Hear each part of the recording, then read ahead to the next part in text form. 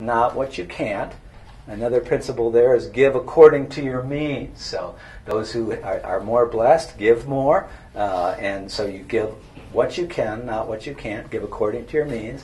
Give regularly. So do it as like a discipline in your life. Build it into your habits, into your routines. Most people who just say, "Well, I'll give when I feel like it." Well, we're not doing commercials every Sunday where we're showing you the crying kids and we're showing you all the great things that we're doing so that your heart is moved and you say, "Oh, I want to give from the heart," meaning from your impulse at the moment, but give regularly as part of your worship life, and then give intentionally, thoughtfully, and prayerfully.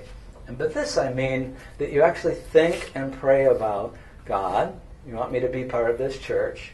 How much do you want me to give?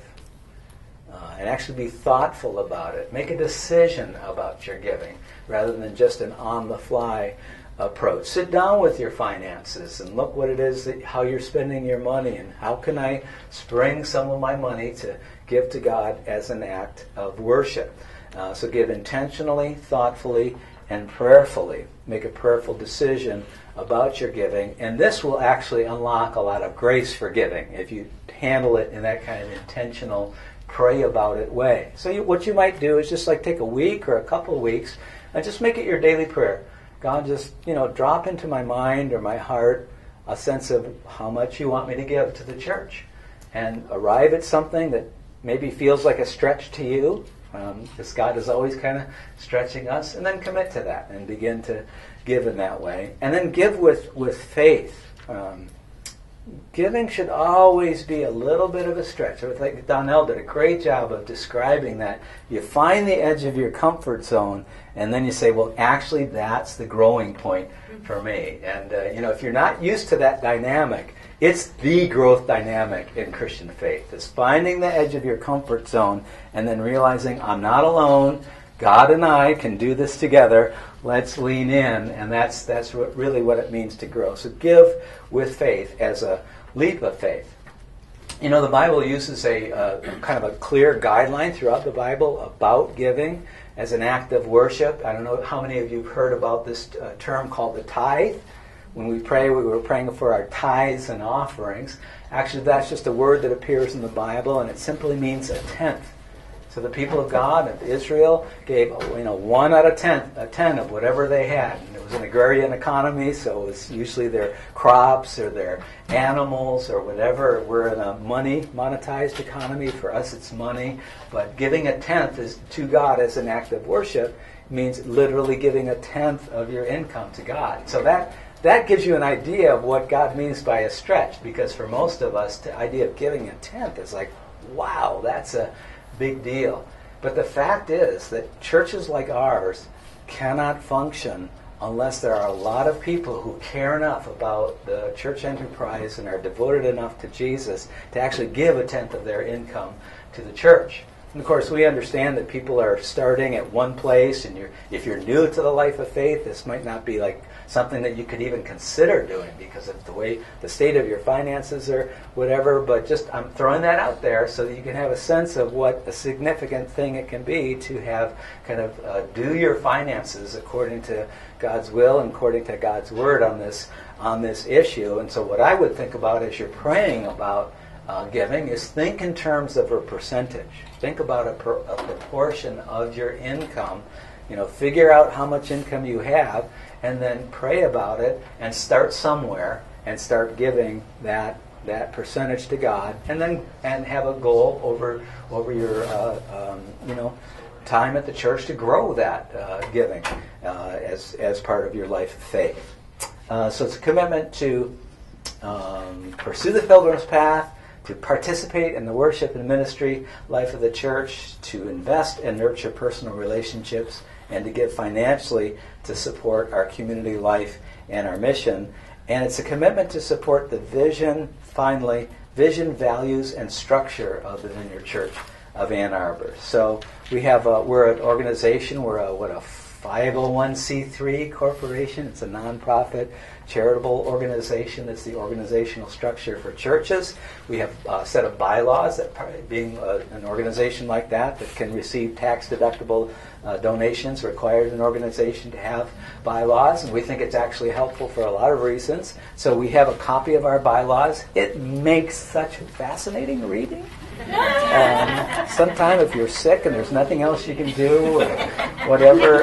Actually, if you, I encourage you to read the bylaws, although they're not inspiring reading. But those kind of describe our power sharing within the church, in matters of decision making and the leadership structure of the church and all that. In very brief, our senior pastor and the pastoral team have responsibility for the spiritual and ministry life of the church, and our church board has buck stops here responsibility for the financial and business affairs of the church. The pastor serves on the board, but isn't the chair of the board, and then the board is selected for terms, and then those are renewable. So probably in August we'll probably be adding some new board members or renewing some terms at our congregational meeting. So you can read about that in our bylaws.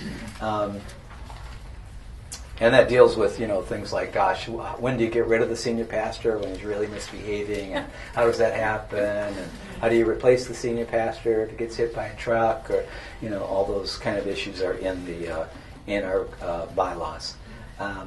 So what's next? If you know that you want to become a member of the Ann Arbor Vineyard, we actually have the way you signify that, and actually that makes it official, I believe, is by signing the letter that's included in your materials there. Do we have an actual letter in the background? I think it's like the last page, right? And that's just our way of keeping legally, clear records of who's a member and who's not. So that's not like a, slit your wrist and put some blood on there to it's a binding covenant for all time or anything like that. That's our way of saying yes.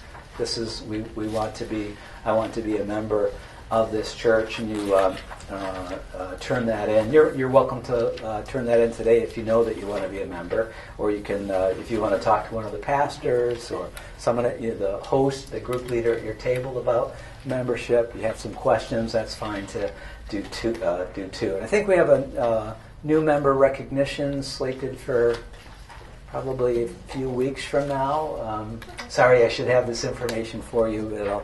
It'll appear in the bulletin soon. But we have a new member recognition, which usually just means that we list the names of our new members up on the top and mention them, and then you have to stand up and sing us a song. So that's how we make sure that you're really serious. No, I'm just kidding. You don't have to do that. Isn't that so much you don't have to dance as well? Right? It's not painful to at the newcomer recognition Sunday.